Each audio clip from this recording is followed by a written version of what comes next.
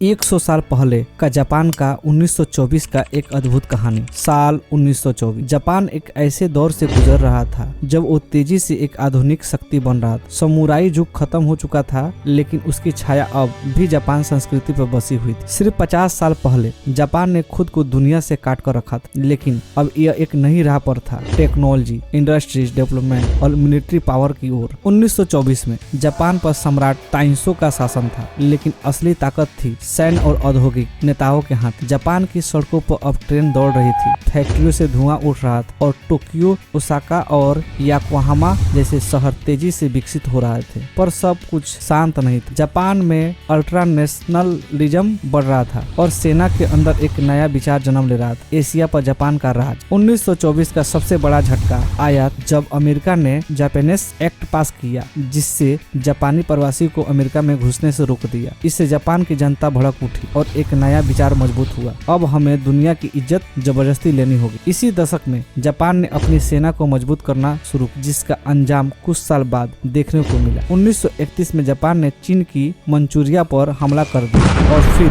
1941 में अमेरिका पर Pearl Harbor attack हुआ। 1924 का जापान धीरे धीरे एक आक्रामक शक्ति में बदल रहा था। अब सोचिए 100 साल बाद 2124 में जापान कैसा होगा।